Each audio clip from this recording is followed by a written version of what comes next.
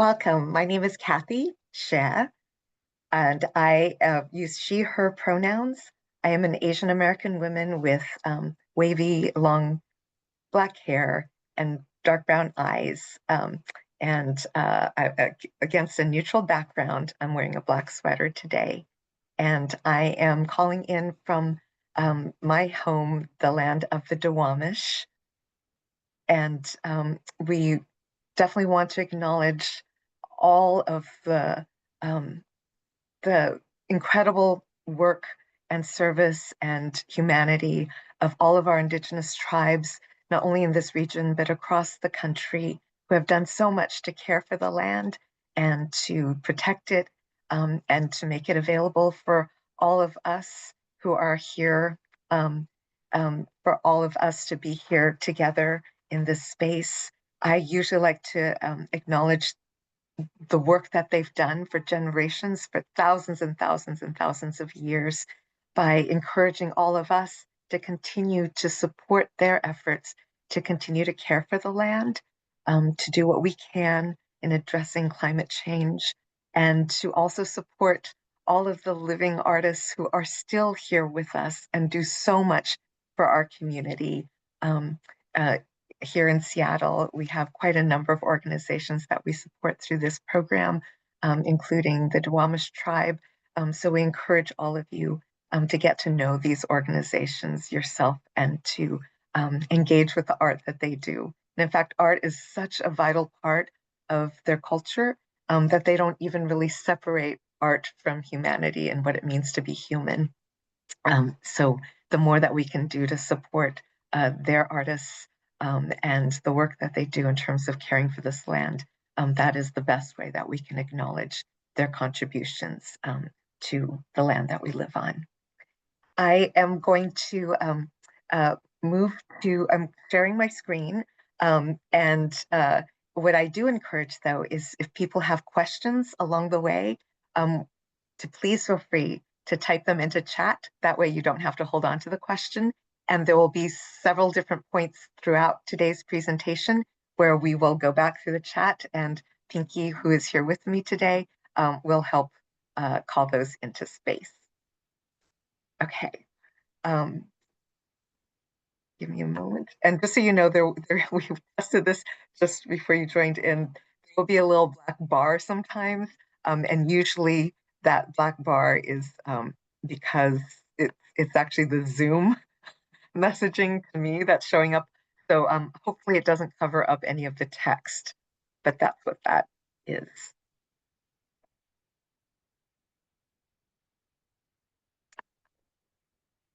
And oh well, it's going to cover some of the text. So actually, if you don't mind, you it won't be as big, but this way at least it will just cover up the part that's not a part of the slide, and hopefully that will make it easier for your viewing. So this is one of the many opportunities that our office provides um, um, for all of you. And we have a QR code which you can access, and that will take you to all the different funding programs that we have in addition to the two that we're going to cover today. Today we're covering specifically the Centering Art and Racial Equity Grant Funding Program, as well as our Cultural Facilities Grant Program. But to go to our website, and Pinky, if you can type this into the chat, that would be great.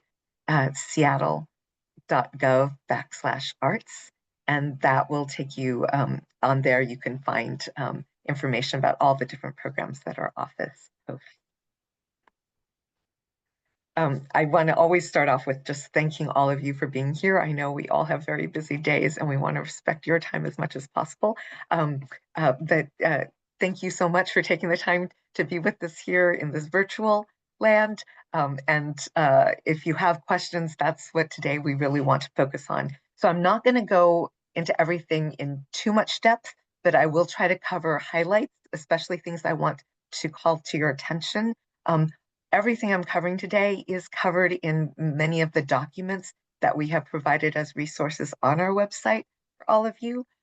But sometimes it's helpful to hear it verbally. and especially certain points that might get lost in all of those different documents, I'm going to especially focus on today. What we will cover.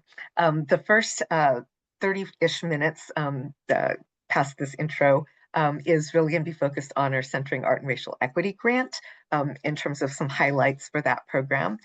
Then, because the two applications are on one form online, there is an overlapping section between the two grants. And so then we'll cover the things that apply whether you're applying for one grant or the other, or both. And then the third section will focus specifically on the Cultural Facilities Funding Program. So that is how today's agenda will lay out. Okay, so starting with Centering Art and Racial Equity. These are the eligibility requirements for this grant. Again, I'm not going to go over them in depth because they are on our website at seattle.gov/arts. They are also in the guidelines, and they are also in many of the different documents that we've provided as additional resources. So do be sure to look over the list in depth. And if you have any questions about eligibility, you can definitely reach out to me for this particular program. But the main criteria is that you have to be an arts, culture, heritage, and/or arts service organization, since that is our primary focus as an office. We are one of the most under-resourced sectors out there. And so we're trying to really prioritize organizations that are specifically focused on these areas. Your primary location does have to be within the city of Seattle limits, not the greater Seattle area. And the main reason for that is for culture, who actually, because they get additional tax revenues that we don't have access to, such as the newly passed Doors Open legislation that is sales tax that we all pay into here at the city and throughout the county, and they get the resources for that. And their priority is funding things that happen outside of Seattle city limits. We try to balance that out since our resources are smaller, so we need to focus it on Seattle, within Seattle city limits, and our tax revenues are directly from Seattle. They do, though, just so you know, they do, for culture does cover funding that covers the entire county, because a lot of the sales tax revenues that they collect are from the city of Seattle. You have to have an arts and cultural mission, and your programs or have be a culturally specific organization that has a significant arts and culture programming that you do. That's sometimes a little bit confusing for most people, but mainly if your mission is centered in arts, culture, and heritage, then you are eligible for this criteria. The only exception we make to that is we're also inclusive of culturally specific organizations. And I'll give a few examples, like El Centro de la Raza, or the Chinese Information and Service Center, or the Eritrean Community of Greater Seattle. And the reason why we do that is they do have broader missions than just arts and culture, but because of historical racial inequity, structural inequity in our country, a lot of their communities had no access to arts and culture outside of social service agencies that serve their communities, providing it for them. And so those are the only exceptions, because many of those organizations that have significant arts and cultural programming, it's a part of what they do because no one else was doing it before, and no one else was being inclusive of those communities before. The other criteria is having a minimum 3-year history. This is the hardest one, because this is usually where there's a divide between those who fit and those who don't. And it is explained in the FAQs why we have that 3-year minimum. But this program, because we have so many applicants and not enough actually funds to go across everyone in a significant way, we do need an organization to prove that they have actually been committed to providing arts and cultural programming for at least 3 years before applying for this, because that's usually the benchmark of which, if they pass that 3-year mark, then they're pretty much pretty solid in terms of continuing to do programming. But ones who are just starting out, there are other grant programs that we can perhaps direct you to, but this one does require that 3-year history. You do have to have a federal tax ID number in order to set yourself up to apply for this grant program. Or if you have a fiscal sponsor, if you don't have a federal tax ID number, that can work too. You'll probably need to reach out in terms of how to set up your account in the system. But you do not need to be a 501c3 nonprofit, and anyone can get a federal tax ID number. So that's the distinction. Many other funders require that you have your own 501c3 or use a fiscal sponsor. And for us, you can have your own tax ID number that's not a nonprofit one, and still be able to apply to us directly without a fiscal sponsor, as long as you have that federal tax ID number. And you do need to have a commitment to and actions that are consistent with being an anti-racist organization through an intersectional lens. We do have a glossary as part of the materials on our website for this grant program, and any terms that you might not understand or want to make sure you understand clearly, you'll probably be able to find in that glossary. So that explains some of these parameters more directly. But basically, it's as long as you're committed to upholding, if you've always been an organization that was why you're created, to really center and uphold anti-racism through your mission of carrying out arts, then you qualify. And if you are just starting on that journey, but you're committed to doing that and really working towards that, we accept eligibility from both ends of those organizations. And then the only grant funding program in our office, and we have many, that you cannot be receiving a concurrent grant through to be eligible for this program is through the Smart Ventures program, because that program is designed for emerging arts organizations that might not meet that 3-year criteria, or ones that don't quite fit any of our grant programs. That's where we're trying to make sure that there's something for everyone, and we want to try to prioritize that funding for those organizations there. So if you're eligible for this program, then that means you're not going to be a priority for that program. So that's the only one.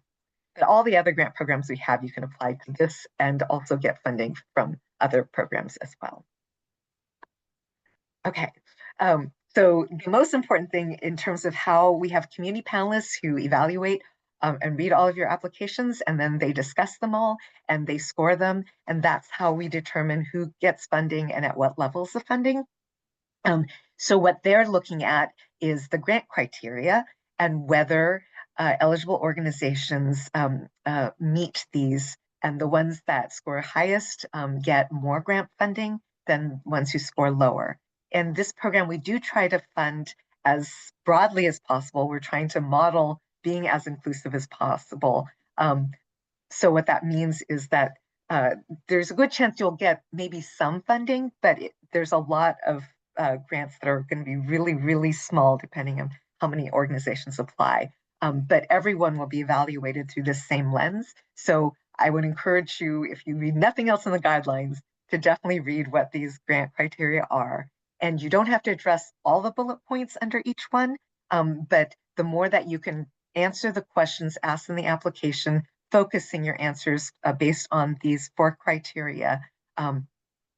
So to help the panelists understand your organization, that will help you have a stronger application. So accessibility and community involvement is one of the criteria with 40 points. Again, I'm not going to read through all of the different bullet points there, but basically this one is really about how accessible are your programs to community, especially ones that have been the least represented or centered by many organizations in the city. And you know, you can talk about the different communities that you serve and how the different ways that you try to be as accessible as possible to them. And then the second criteria, which is again also worth 40 points, is really about the impact and merit of your programming in relation to your own mission. So we really do try to see each organization as your own unique entity. And we're not comparing your organization with others. We're really looking at your mission statement and whether it feels like in your application and everything you submit with it, that you're actually working towards supporting your own mission. And so the example I often give is if your mission is to be the most excellent symphonic orchestra in the country, then the panelists will look at whether you're paying your orchestra members at high enough levels to attract the best orchestra members in the country, if you've won a lot of awards that demonstrate your excellence, if the reviews for your application for your work are getting rave reviews, if there's a lot of people attending, that usually demonstrates that there's a lot of people who think that the quality of what you do is excellent. That's what they're going to be looking at to measure your mission statement. But if, on the other hand, your mission is to be the most accessible, inclusive community orchestra possible, to make sure that everyone who wants to play in an orchestra has a chance to, then what the panelists will be looking at is, does it feel like you have teaching artists who are your conductors to support new people who may never have played in an orchestra before? Do you have a library of instruments that those who can't afford their own instrument can borrow so that they can practice and play with your orchestra? Do you not do auditions so that anyone who can join can literally join without having to pass some test first? So again, they're going to be looking at your application through the lens of your own mission statement, and that's how they score this criteria. And then the next criteria, criteria 3, is really in alignment with the values of this grant program, which are you really upholding the values of what it means to be inclusive and anti-racist? Or are you, even if you're one that's just starting on your journey, does it feel like you have really thought through like what your first steps might be in terms of really focusing on these values and work? And so again, both, and we're trying to be as inclusive as possible. But I will share very candidly and transparently that we are trying to address many of the structural and systemic inequities that our whole country has faced since its whole beginning almost 250 years ago, and when it was formed as the United States of America. And for that reason, those organizations that have been upholding and centering these values for their entire existence or for much longer will probably get higher scores and priority in this program for funding. Those who are just beginning, we are trying to be inclusive, and many of you might qualify for some funds, but they might not be as significant as ones who have been doing the work for many decades. But we do try to be inclusive of both ends.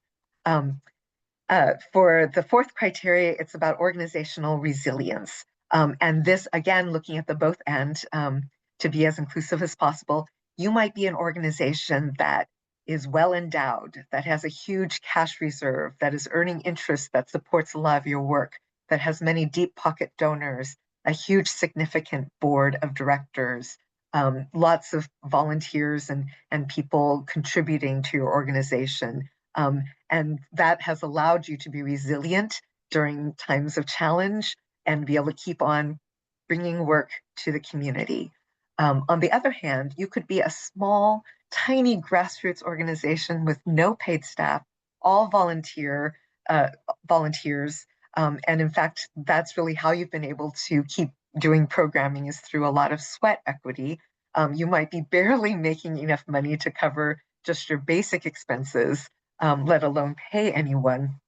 But the fact that you've been able to continue to do work and create programming that benefits the community despite that, that also shows that you're resilient. So this program was really designed to make sure that we're not centering the program on one set of values, which, to be honest, for most funders tend to be more centered on white supremacy values of of excellence, we really feel that every arts and cultural organization that is doing impactful work in our community deserves funding. And so we look at the both and that you don't have to fit in one, like this is the perfect way. There is no perfect way. That there are different ways to get the work out. And in order actually for some of those smaller grassroots organizations to finally be able to pay someone, they need the funds, more significant funds to be able to do that. So we do look at resilience in the both and framework. And in terms of the application itself, um, uh, there's a lot of instructions in the guidelines and also in the online application directly. So if you're getting to a question and you're unsure if how to approach it, I do encourage you to read the guidelines. There's also an application preview document we encourage people to look through that will actually take you through everything step by step so that you can even fill out that or use that reference, the application preview document to actually collect all the pieces you need for the grant, put it all together, and then maybe a little bit later, like in July, so you spend June pulling all those pieces together using that document as a reference. Then in July, you can fill in the online form with everything you've pulled together, and that way you can submit well before the deadline in August. But for this grant application, basically the sections of the application are, there's an aims and actions section, which is mostly narrative questions. There's just a few. And they should be pretty straightforward. They basically ask you to talk about your organization. This is an organization grant, not a project grant. So the whole application is not talking about a single project. It's actually just talking about your organization, what makes you unique, what have been challenges that you've been facing and how you're working to address them, and what kind of things that you do that really give panelists who may not be familiar with your work at all an idea of who you are as an organization. The programming form is one of the two attachments. In fact, it's the only one that's actually required that you use to fill in. Is basically a simple Excel spreadsheet where you just list the programs that you've done in the most recently completed year, and most recently completed year is your year, however you define your year. The city is on a calendar basis, but some of you may be on a school year basis, others may be on a July through June basis. So whatever your year is, so you don't have to fit in our box, we want to be accessible to whatever you define as your year, but your most recently completed year, and then your current year, wherever it is. So if your current year just started, then that's fine. Just talk about the things you've already completed this year, even if it's nothing, but then list the programming that you have planned for the rest of your current year. If you're halfway through the year, then half and half. And if you're almost near the end of your current year, then most of your programming will be already complete. And for anyone worried about it, there is a column that asks you to put how many people attended each of your programs. And so if in your current year, you're only just starting and you don't have numbers yet, that's fine. You can just put in 0 in those. And I explained to the panelists how to view everything, that obviously anything that hasn't happened yet, you won't have numbers for. So don't project numbers, just put 0. And we also ask for links. Instead of having to submit a work sample or anything like that for this program, whatever links to anything you might have, it might be a social media page, a web page, maybe you have music that's on a platform, or videos of work that you do, whatever makes sense.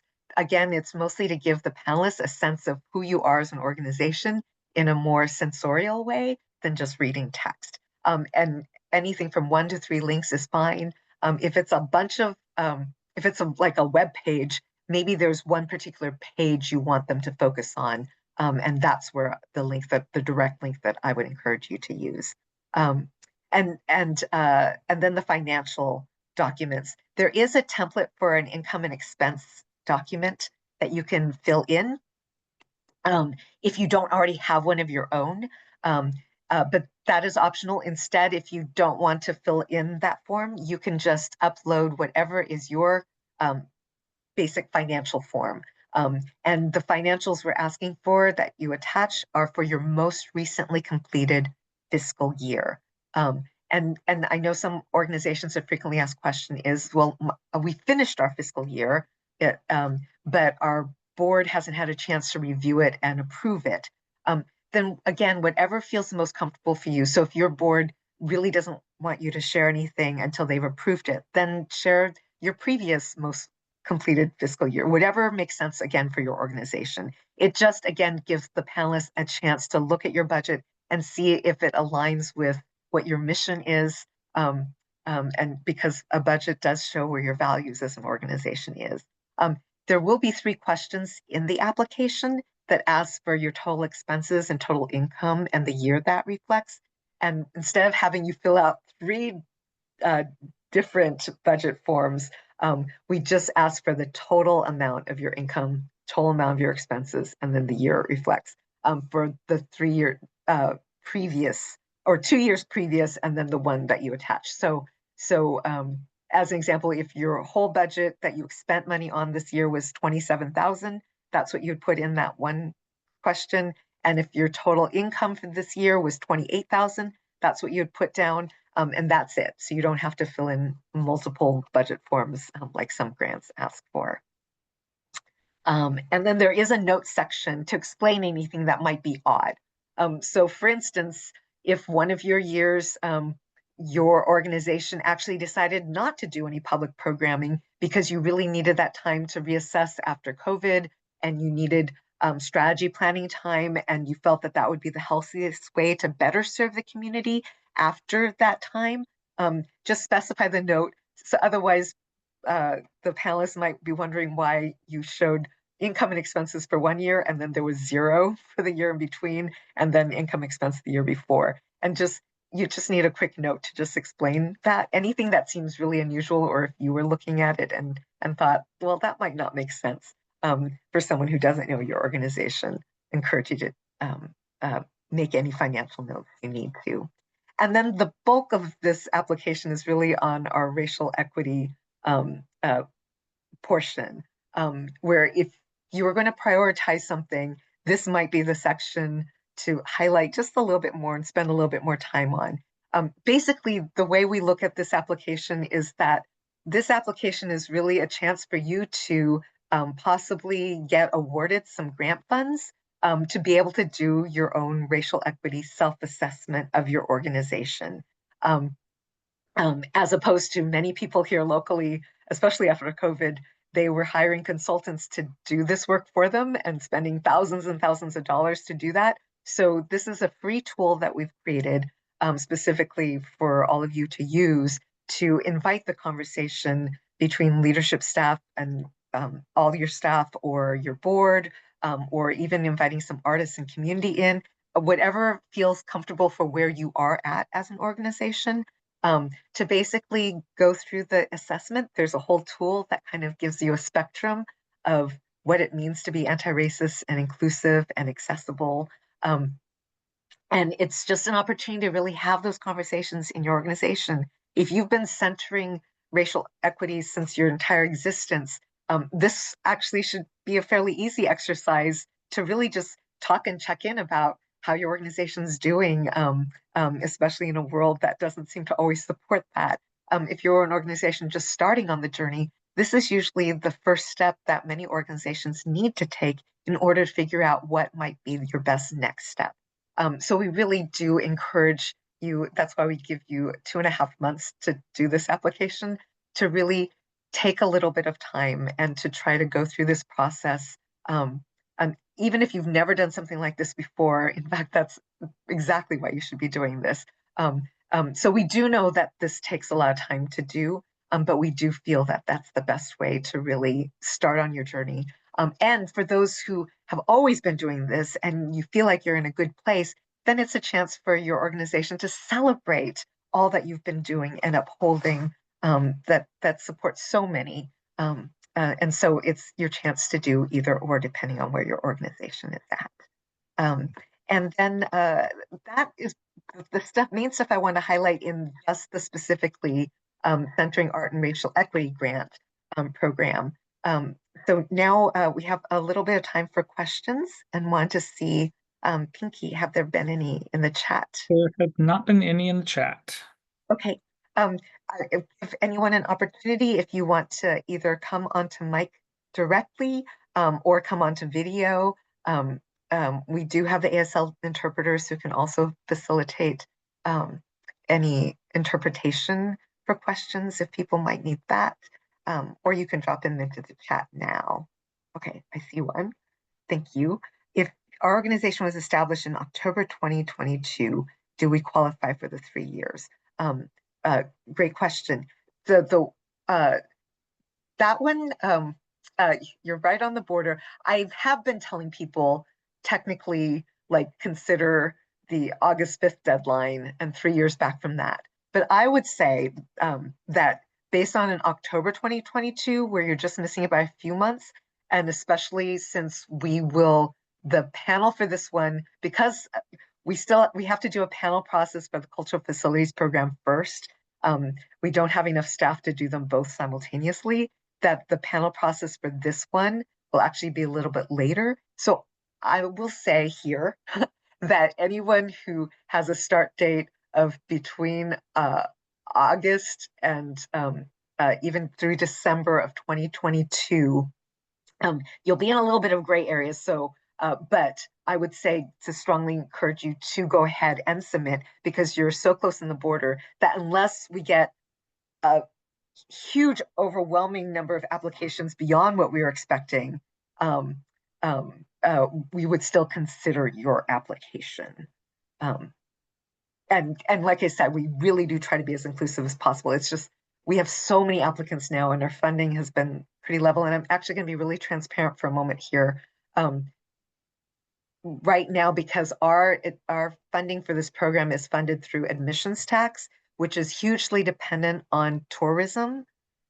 And currently, because of federal impacts, tourism everywhere throughout this country is actually down, but in particular here in Washington State, a lot of our tourists come from Canada throughout the entire year. And already in the first 4 months of the year, we've seen that there's been a significant, some numbers I've seen, 20% decrease in tourism from Canada. And then we're actually anticipating that international tourism will also go down because a lot of foreign countries have been warning people about coming to the United States currently. And that will mean that our admissions tax will probably be lower next year. And that means that we'll have less money to distribute across more organizations. So for those of you falling in that gray area of August through December, I actually do encourage you to apply anyway, because you're so close to the cusp, that if we have enough funds, and the grant sizes might be very small, we'll try to get you in, but there's no guarantee depending on the number of applications and what level of funding we have overall. And like I said, the whole point of this application is actually to have people do a racial equity self-assessment. So if nothing else, what you get from it is you get to do a free racial equity self-assessment, and a chance for me to give you feedback after the application process is over sometime next year. Can we apply annually as long as funding is available? Oh, and thank you so much for your comment, Mary.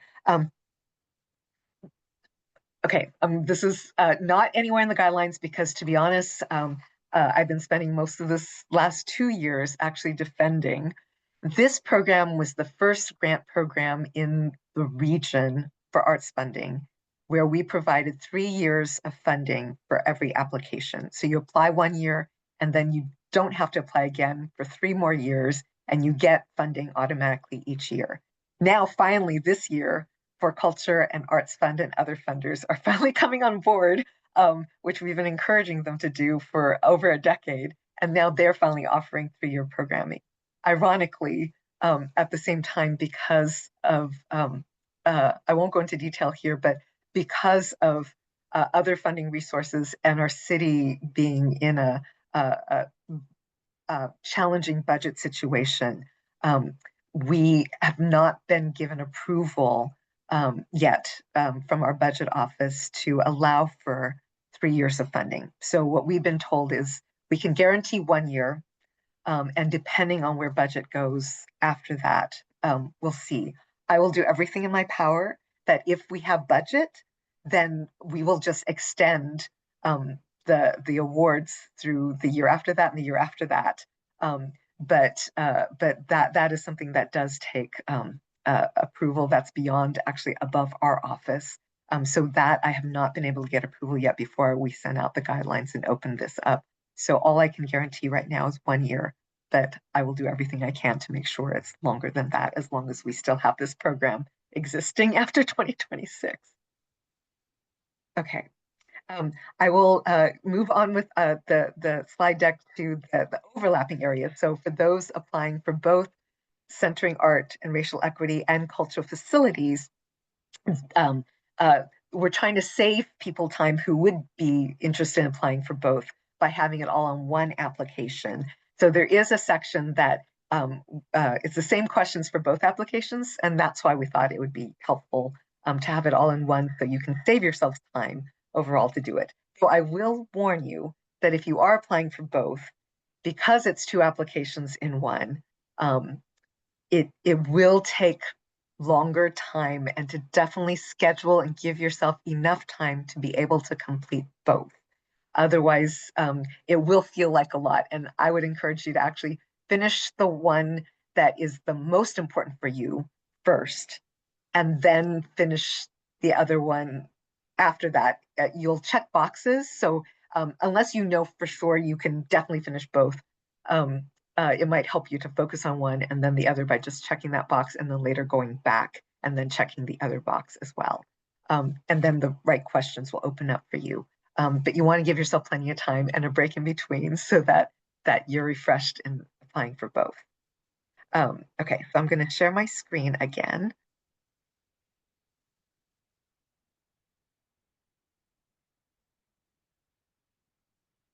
Okay, so this is the part that covers both. Things to note. Both of them have the same deadline of August 5th, 2025 at 5 p.m. Pacific time. Be sure that you try to submit in advance of that. I would actually even encourage a week before that, by the end of July. And it's because the way the system works is when you submit, um, uh, it will actually tell you if you've missed anything, and you'll have to go back and fix those things.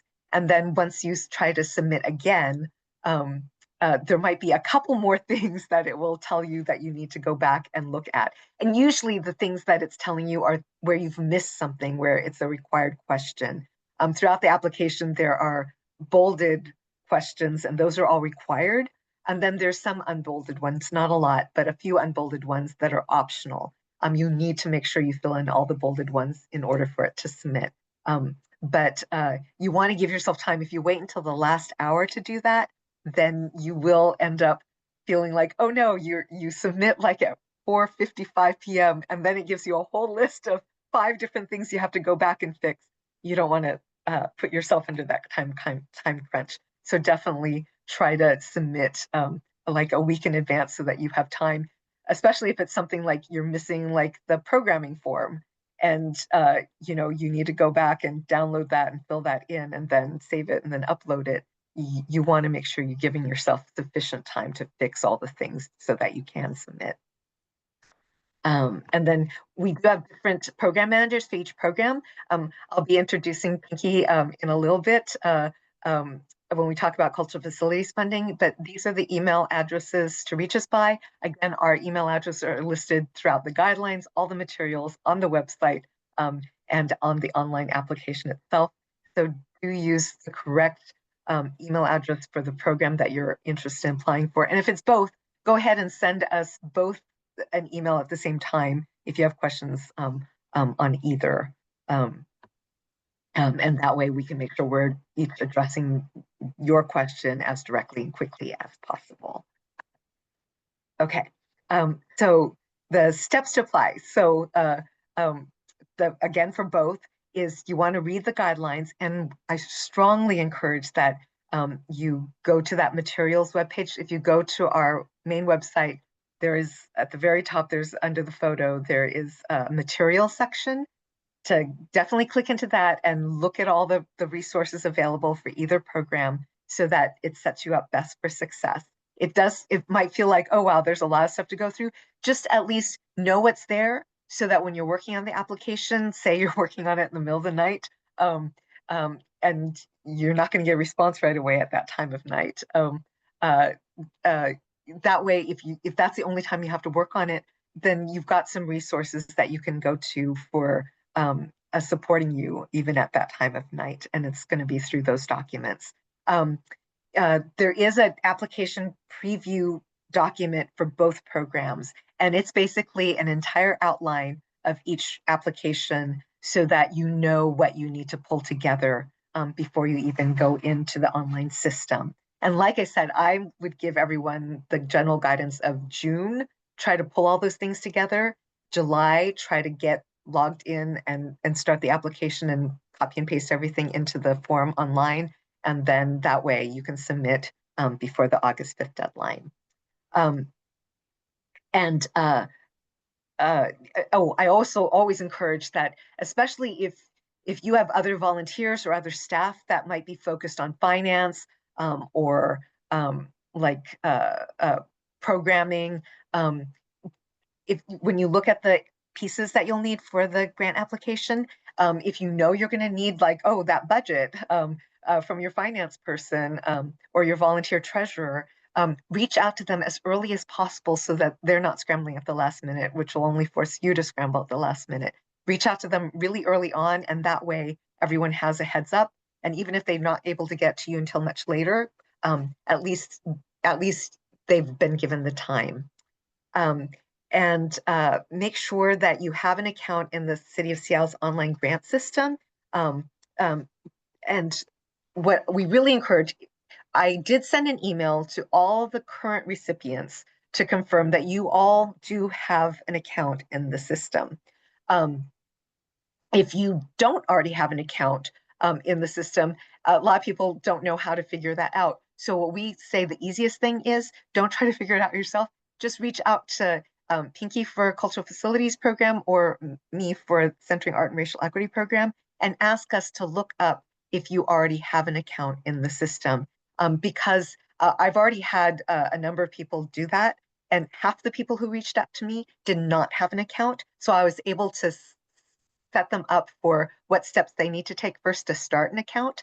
But half the people who reached out to me, they never applied for this grant program before, actually did already have an account in the system because someone in their organization had applied to the Department of Neighborhoods for funding, or Seattle IT for funding, or another grant program in our office for funding already. And so it saved them from having to create a duplicate organization by accident, which then gets confusing later. So the easiest first step, if you're not sure because you're not a current Centering Art and Racial Equity grant recipient, is just to reach out to one of us. We can quickly look you up and let you know and set you up for success. And then when you start your application, and in fact, I will actually show that to you right now because I'm going to stop sharing this screen because this is the most confusing part of applying in the system we currently have. It's a system that the City of Seattle uses, and since we are part of City of Seattle, we are required to use it as well. Okay, sorry for the black box. Okay, so so when you log in for the first time, if and the other reason for reaching out to us in advance is you'll come to a login page, which will literally just ask for a username and password. So if you already have an account, you would just use your username and password in the system. If you're not sure if you have an account, you're not going to have any idea how to log in. And so so reach out to us first, and then we can let you know if you already have an account. If you don't already have an account, when you log in, you will just create new, and then you'll just set yourself up with an account. But everyone in this system will need to start off by logging in and registering as an individual first. And then we can connect you to your organization if your organization already exists in the system. Or if your organization doesn't, then you can create it if you know that you don't already have an account. I know that sounds a lot more complicated than it actually is, but just again, if you reach out to us, if you're not sure, then we can set you up with what you need to know to be able to log in and start. But then after you log in, whether you've created a new account or whether you're starting from scratch, you'll end up on this page and you're like, I'm not applying to the Seattle Department of Neighborhoods. I don't know where to start. Um, that is where this left hand, there's a vertical menu bar under the City of Seattle logo. That is the menu bar for the entire system, no matter what page you are on. So always look there first. And what you'll want to do is you want to, underneath this information section, you'll see Office of Arts and Culture. You'll click on that, and that will take you to our grants offerings. You can also peruse the other ones in case some of them might actually apply to you. Um, and on this page, if you scroll down, you'll see that the first one that's available is Centering Art and Racial Equity, and the Cultural Facilities Fund. And there's, again, information about eligibility. We always encourage people to look at that before you start an application so that you're not wasting your time. And then again, there's links that will take us, this is the best way, is just, these are the links that will take you directly to the program pages on our website that will show you where the materials documents are that I keep talking about. And then also our contact information is also here. This is a good first page for any time I can't remember where the web page is, or I can't remember who I'm supposed to contact. This is where all of that will always be. But you do have to click on that Office of Arts and Culture on the menu bar. And then before you start, click on this green button to start a new application. You want to make sure you have at least 5 to 10 minutes.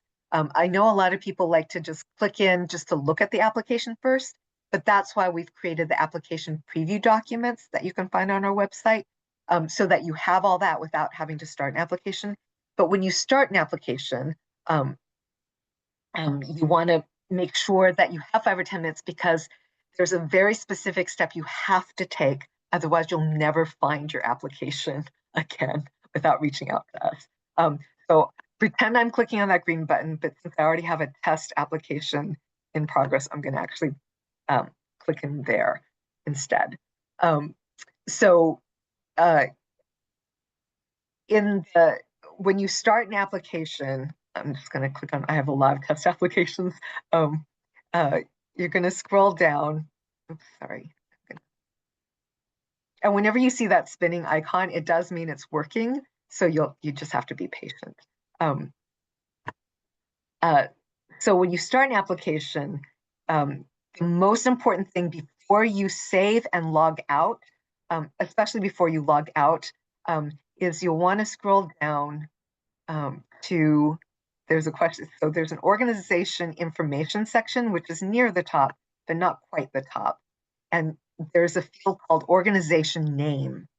Before you log out of the system after you start an application, you want to make sure that you have your organization name is there. And if you already have an account in the system, it might already show up for you, or it might be blank like this. All you have to do is just start typing in the name of your organization, and then it will appear. And then you can click save, and then you're good to go. If you don't fill in that field before you save and close out and log off, then what will happen is the system won't know what organization you're applying for. And so the application actually becomes an orphaned application with no name, and it's just floating out there and you're never going to find it again. And the only way you'll be able to find it is you need to make sure your organization that you're connected to in the system shows up here. Now, if you're a new organization and you've already reached out to us and we told you you're new, then you'll know that you're new and you can just click on add new instead. And then that will open up a bunch of box information. We'll also, if you reach out to us, send you the fact that you're going to need to, for this program, you're going to need to click organization because only organizations are eligible for this grant program.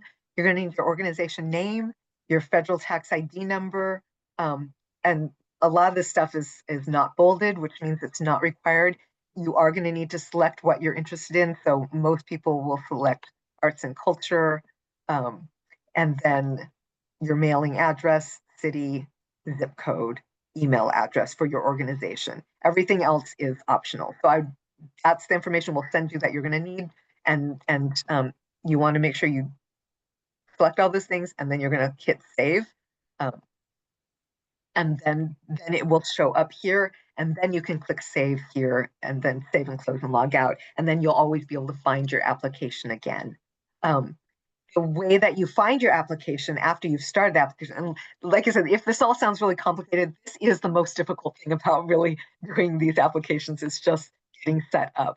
Um, uh, is you'll again use that menu bar, and so after you've saved it, the next time you log in, you will just come to this menu bar first, and look under applications, and you'll click on the applications in progress, and then that will bring up all these little summary cards are different applications that I have in the system. But for you, hopefully they'll just be the one that you're working on. If you're applying for one of our other open grant programs, you might have two. But you'll want to click on the one that has the name of the application you're looking for, which is Cultural Facilities Fund and Centering Art and Racial Equity Combined Application. You'll click on that, and then it will open up to the right. Okay, so I know that was a lot of detail, but we found that by covering all this stuff here in this workshop, that will actually help you more than almost anything else we can do with this workshop time. Okay, going back to the regular slideshow. Um, uh, to when you submit your application, one helpful tip is, remember when you saw that spinning icon just a little while ago when it was saving? You'll always want to make sure, some people, when they submit their application and they fixed all the things that it says to fix, and then it finally goes through, they get so excited when they've clicked submit and it goes through that they don't actually, that they log off right away, and it hasn't actually submitted. The way that you know it's actually submitted is that icon will keep spinning. And then when that icon goes away, sometimes you'll see actually a text box that comes up that says successfully submitted. Um, but that is not when it's successfully submitted. That dark, I think it's like a dark gray blue box that says it's successfully submitted is actually a status bar that shows you how far it's progressed to being successfully submitted. So you actually want to wait until that actually disappears completely. And then you'll know it's successfully submitted, because at the top of the application under the banner, it will actually give you the status that your application is in. And it should say application in review, as opposed to application in progress. And so that's what you really want to look for before you log out of the system. I can't tell you, I mean, it's not a ton, but maybe a dozen or 2 dozen groups out of all the ones who applied last cycle clicked submit, was so excited, logged off, and didn't realize that their application didn't already go through. So I don't want anyone to fall in that situation. We do have some fail safes for that. We review all the unsubmitted ones, and if it looks like, oh, this is complete, they just didn't submit, we'll always reach out to you. But important tips, sometimes people will go, you're positive you have an account in the system, and we verify that you have an account in the system, and you type in your name and you can't find it. Lots of organizations have DBA names, have a legal name that they don't go by in public. So depending on when your organization set yourself up, you might need to make sure that you kind of use all the variations of your organization's name to type in to see if you can find it on the drop-down menu. And again, if you're having trouble with that, just reach out to us, and then we can look up exactly what name is registered in the system, but it might not be the one that you're used to. I'll use an example. MOPOP is a DBA name for experience learning. Um, um, and so in the system, their legal name is, I think it's Experience Learning Project or something like that. But they go by MOPOP. So some of their newer staff didn't know that. So they didn't know what to look for. Again, we can help you with that if you just reach out to us first. And if you want to update your organization name, there are some very specific instructions for doing that in the materials, and even in the online application. What you'll want to do is, there's that left-hand menu bar. You'll want to look under the organization community groups under my account. And you'll want, if for those of you who already have an account in the system, and you can actually update your own name there, click save, and then when you start your application, then you'll be able to find it in the drop-down menu. So there's a number of variety of tips to be able to find it. And again, we can help you with all of that if you reach out to us before you start an application. Um, uh, Great. Okay, community involvement section. For this section, one of the biggest questions I've been getting is, uh, just so you know, for this section, it really is sort of our version of a demographic um, uh, uh, uh, form, but we ask it in a way that hopefully is a little bit more human-centered. And so a lot of people, especially with everything that's been happening with the NEA, have been wondering, like, a lot of the questions have been, the NEA is actually asking us to confirm that we're not going to do any DEI stuff, that we're not like that we're following the executive orders that they have in place that actually are trying to reverse DEI. So what do I do? How can I get funding from the NEA and our office simultaneously if your office is asking us to center that and the federal government is asking us not to? I can tell you that at least currently, the NEA was requiring that, but there were several lawsuits that were challenging different executive orders that on gender and on DEIA at the federal level. And currently, because of those lawsuits, there is a temporary injunction against the NEA forcing anyone to abide by those executive orders. So, so right now it's not an issue, but the NEA, if those temporary injunctions get lifted and the federal government is allowed to continue to do that, then that will be a choice that your organization will have to make. I will also share that the NEA has also been revoking a significant number of grants that they had already issued, and in fact, they had already contracted, and in fact, organizations had already spent the money to do the work, and were waiting for reimbursement, and those grants were canceled. That just happened a few weeks ago. And then other awards that were announced where organizations were told they were going to get the money and now are being told that they're not going to get the money.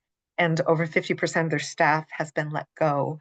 And the president has actually put the NEA on there, and that National Endowment for the Humanities as well, on his list of budget cuts to eliminate those programs completely.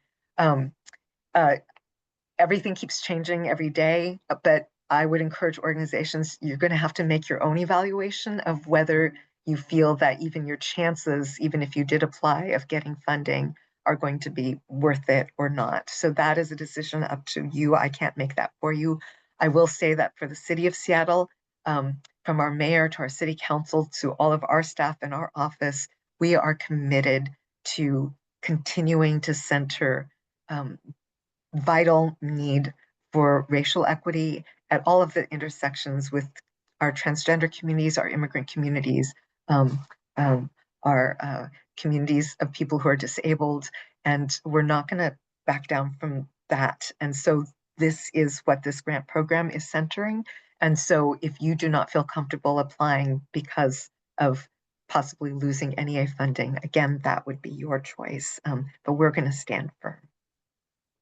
Um, in terms of the one thing that we did make a change to in light of federal policies around DEIA, is the federal government has been targeting, many communities, but the ones that there's been more like literal executive orders on are our immigrant communities and our transgender communities. And so for that reason, we did try to hide those identities a little bit more in our application so that if your organization does center those communities, you would check culturally or ethnically specific group instead of immigrant, and you would check the LGBTQIA Two-Spirit plus communities rather than we used to have one that was where you could select that you're focused on transgender communities. And it was just a way so that we could hide it a little bit more, but we know that you are centered on those communities if you check those two. Um, and then there are a number of questions that ask about your leadership, your board, your non-leadership staff, your audience and supporters. Um, and they're pretty straightforward. But if you have any questions, you can always reach out to us. We do have an individual form that you can share anonymously with those your staff and your board, et cetera, to be able to collect that in a way that you can compile. We just ask for the composite information, so we're not asking for anyone's individual identities, but just like out of your staff, 20% represent BIPOC community, or 15% are represented by people with disabilities, or so that's at the level. We do know that if you've already filled out like a for culture application, you can just use the same information that you've put in there in the profile section in our application. The only group that we have that is above and beyond what you might be sharing with other funders is on audience. So we just tell you to use your best, like we do let the panelists know that it's challenging for everyone to collect audience information on that. So just use your best sense of who your audience is, and you might need to reach out to your front of house staff to support you in that. And we know that for that one, unless there are some of you who do very rigorous surveys of all of your attendees. But even with those who do surveys, like getting more than a 25% return is huge. So we know that it's still not completely reflective. It's just giving us a sense of just encouraging people to start thinking about who you're serving more intentionally, because that's the only way we can make sure that we are not missing anyone in terms of who we're trying to outreach and be inclusive of. So just use your best sense. I've even done ones where I've had an event and had a big whiteboard up and just made 4 quadrants on the big whiteboard and had post-its, and one quadrant said BIPOC, another one said white, another one said multiracial, and another one said self-identify. And people could just put a blank post-it on whichever quadrant they felt reflected them. And for the self-identify one, if they wanted to write something more specific, they could pop that into that one. But it was all completely anonymous, and people could do it anytime during the event. And then afterwards, I just collected that, and that was the way I surveyed people without even having to spend money on printing. Those are just some ways. Anyway, questions on the kind of that section that I just covered. I'll stop sharing my screen. And Pinky, was there any? Yeah, there was one, and I think you might have just answered it about the demographics. But I'll see if did that answer your question. That I think it was who was asked me. Is it that demographic data has been straightforward internally, but it can be a little more challenging with audience members? How do you advise answering what percentage of community partners represented? Especially, and I was going to say, for some groups, like if you happen to have one more program before the application deadline, where you can even do the simple whiteboard version of collecting, you can say in the notes for that section that we haven't really been collecting demographics for our audience. So we just started with one event. And so this is the information for that one event. And that's fine. Like I tell you, to be honest, for our panelists, we emphasize that this one about the audience to really look at with a grain of salt, and that it's more trying to encourage organizations to start collecting than to judge organizations based on where they are. So just and if you have if you've not done it before and you don't have any programs coming up before the deadline, you can just simply just state that we don't have a sense because maybe everything we do is virtual, or from our programming that we've done, our best guess might be it's in the 1 to 10%, but since we don't do formal surveying, that's just our best guess. Just be honest, and there's a little text box that you can fill in any explanation that you need to, and that's fine. We really do try to give as much grace as possible, because it's even challenging for our office, and we have paid staff and resources. Um, okay, how rigid are the eligibility requirements for cultural facilities fund? Okay, we're going to get to that in just a sec. Yeah. And that was the only two in the chat. Okay, great. So let's cover the cultural facility section next, and then we'll get to that question. Um, and again, thank you all so much for being here. I know it's a lot to cover 2 grant programs in one long online Zoom chat. And a special thank you so much to our ASL interpreters. We so appreciate you. Okay. So for this grant program, actually, well, let's, Pinky, if it's okay, we'll introduce you right before the Q&A part for that. Um, okay, Cultural Facilities Fund eligibility. Uh, uh, there's a significant overlap with the Centering Art and Racial Equity, which is you have to be based in Seattle and be an art, cultural heritage, or art service organization. You have to be in, for this one, the one distinction though is you do have to be incorporated as a not-for-profit organization or be fiscally sponsored by a nonprofit organization. So this is where you, between you and or your fiscal sponsor, if you're going to need to have that 501c3 or be a nonprofit in the state of Washington. And it's because of specific laws in Washington state that require that when we're giving funding out for cultural facilities. But this is true for any arts funder, like for culture, that also gives out funds for facilities, that there does need to be that nonprofit status for this particular one. You may be incorporated as a not-for-profit, but your gross, you can be incorporated as a for-profit organization, um, um, and but if you are for-profit, you will need that fiscal nonprofit sponsor for you. So I just want to make that clear between those 2 bullet items. But if you are a for-profit organization that's using a nonprofit fiscal sponsor, you have to have a cap on how much earned income revenue that you are making. Because if you're making over $5 million a year, these are small funds. We want to prioritize organizations that have access to no other funds. And so we're not going to be prioritizing large commercial arts and cultural businesses that make more than 5 million a year. And you must represent communities most impacted by structural racism and oppression, and or demonstrate a commitment to being an anti-racist organization through an intersectional lens. So again, very similar to the other grant program. And you also have to have a 3-year history of providing public benefit. So everything's the same except for there's a little bit more flexibility on whether you have to have a fiscal sponsor or not for centering art and racial equity. You do need to have site control of your facility if you are looking for facility improvement, building renovations, anything to do with your facility. What that means is you need to at least have a lease, and it has to be a long-term lease, like 5 years.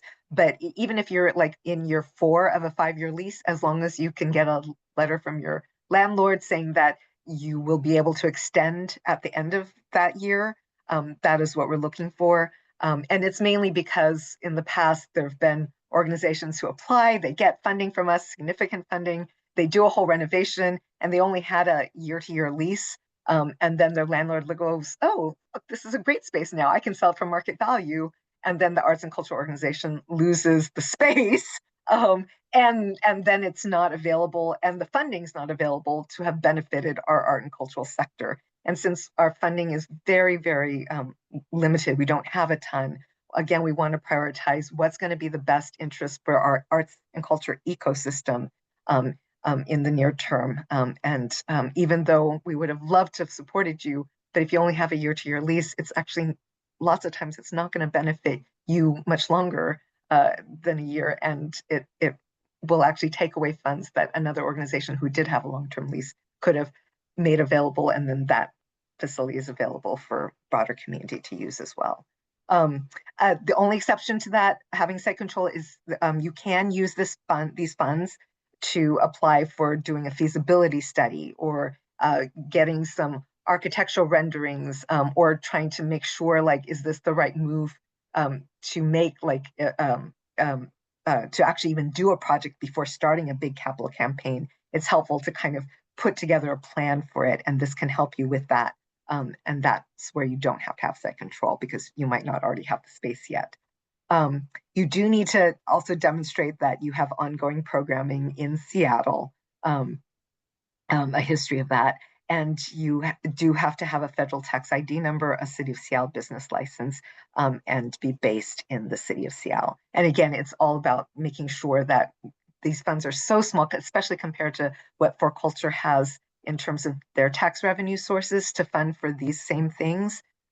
We want to prioritize the things that, with our limited funds, what's going to be the most beneficial for our whole arts and cultural ecosystem.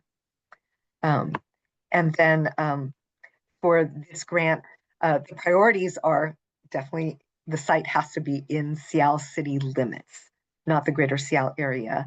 And that if you have a project that you're asking for more than $25,000 for, you do have to have 50% of the project funding in place. It has to be committed.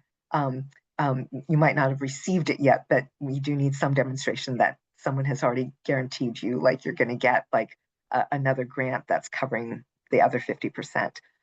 For smaller, under $25,000 requests, you do not need that matching. That was one of the changes we made to this program to make it more equitable, was we took away that matching requirement. Before, all grants had to have the matching for this because of, again, some of those state laws, but and city legislation.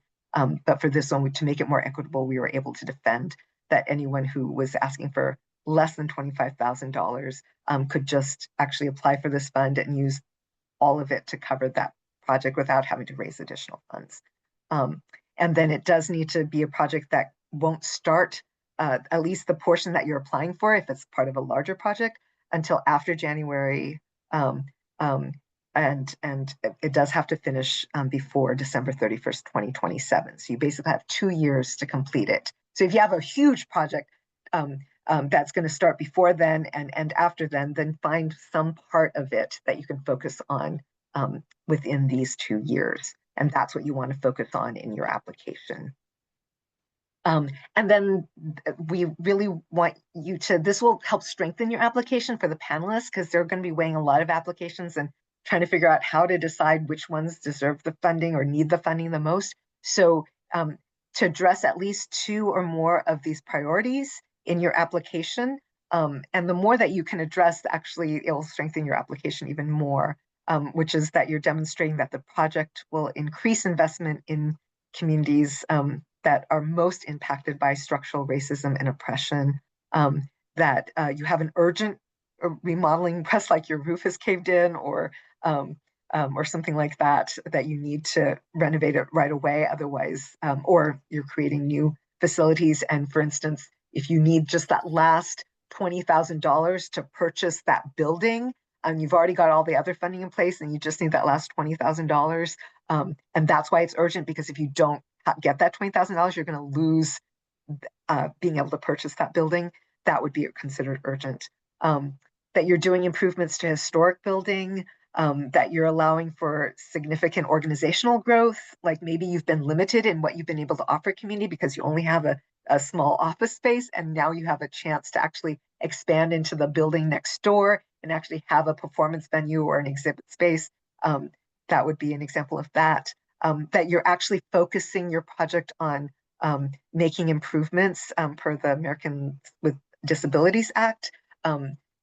We found for this program, in fact, when we first started it, that was like the prime priority. Like, if you were focusing on ADA access in any way that had to do with how you were creating your building, renovating it, or even like for closed captioning devices, a Sennheiser system, loops, anything like that. And I know some of that kind of starts falling into a gray area of is that considered equipment or not? But when it's ADA, we've actually been able to better support those kinds of projects. So that's a huge priority that people can apply to this fund and have access to. and or if there's requirements that you're required to make in order for people to even be allowed in the space, that would be considered a priority as well. And then the more you can demonstrate the deep or broad community impact that doing this renovation will have on your space and your organization, um, that will help strengthen it as well. Um, uh, I'm not covering as much the pieces. The pieces are pretty straightforward for this grant. But again, if you have any questions in terms of like um, how to share or how to like what, like you've got a lot and you're trying to figure out how to pare down, that's where Pinky is a huge expert on. And so I want to take this time to actually have Pinky, if you can introduce yourself really quickly. Sure. My name is Pinky Estelle, he, him, and I am the Cultural Facility Grant Program Manager. And yeah, just started recently with the Office of Arts and Culture, so it's my second week. Yeah. Um, and we're so glad to have you on board. Okay, so now we're going to go back to that question. And Yeah, so Hannah asked a couple and then actually has left the meeting. oh, okay. I think she Um, should still answer it because, yeah. or ask it and then answer it because it is being videotaped. Yeah. So yeah, they were asking, how the eligibility requirement for being around for 3 years, and because they are looking to establish a new company. And I realized that when you read the eligibility, it says the word "you." What it's referring to is your organization. Is your 501c been around for those 3 years? So it sounds like in the case of Hannah, it wouldn't quite qualify. And then I think that was the only other questions. Are there any other questions? Oh, oh, okay. Yes, Hannah did mention more. Um, are there any other questions that other people have about cultural facilities specifically first? And then if we have a few minutes left, which we do, it could be about any of uh, either of these programs.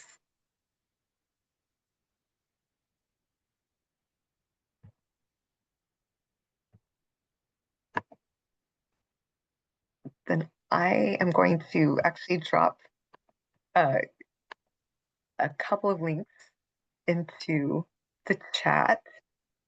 Um, this first one is our centering, the direct link for our centering art and racial equity grant.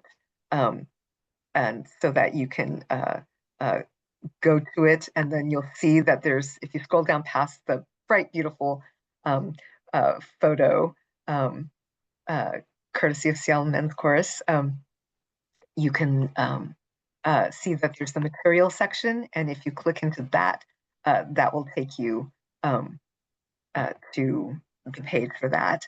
And then I will also, oh, I just had it and then it went away. Uh, I'm going to also link the cultural facilities one. And then, of course, anyone who needs to leave can leave if you don't have any questions. Um,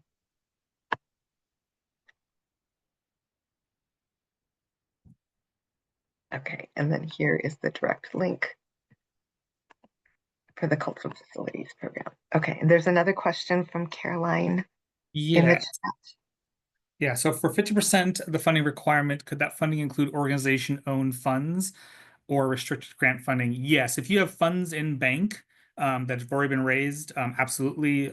Or if you have a promise from a grant and a restricted fund, yeah, those definitely qualify. And in fact, you can even um, use, there's a formula you can use to calculate if there's some sweat equity, volunteer sweat equity that's going in. Like we've had some groups where they had a renovation project where they were dividing two rooms or one room into two so they could have more classroom spaces and offerings. And then the last part of it, they couldn't afford to have a professional do it. So they literally had a couple of work parties to paint everything afterwards. And so they calculated how many volunteers and how much time using the national volunteer rate per hour that they actually have one for Washington State, and then that was part of the match for the overall project, and they included the in-kind expense and income in their budget to reflect that. Oh, thank you so much. Amy might already be gone. Um, uh, we'll keep the interpreters right until just before 4, just in case, since we're recording this for other people. Um, are there any other questions? Um, um, I just since we have the little bit of extra time, and especially since we're recording this, there is a frequently asked questions document in the materials section of the Centering Art and Racial Equity page, and I'm not we're not going to be able to because the city has really challenging ways of being able to update websites. So unfortunately, that won't necessarily get updated consistently. But what I do is I have a auto reply when people email me that I put frequently asked questions in my auto reply, and I update that every week.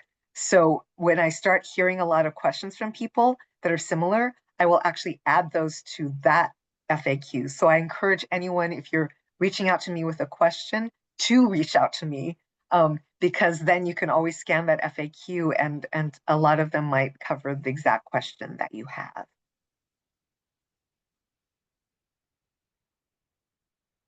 But if there's no other questions, then thank you so much for attending this session. Thank you so much to our ASL interpreters. And we look forward to having you submit your applications to us.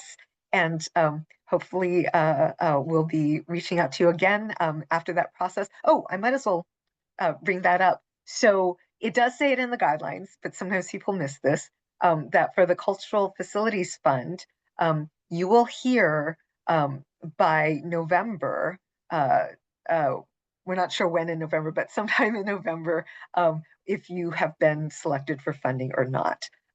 And as I mentioned earlier, because we're not able to, we don't have enough staff to do both processes at the same time, that means for the Centering Art and Racial Equity grant, you will not hear whether you're getting funding until February. And I know that feels like a really long time, but part of the reason for waiting until February is we also are dependent for that program to find out how much revenue has come in through admissions tax in order to even know how much money we'll have for our grants next year.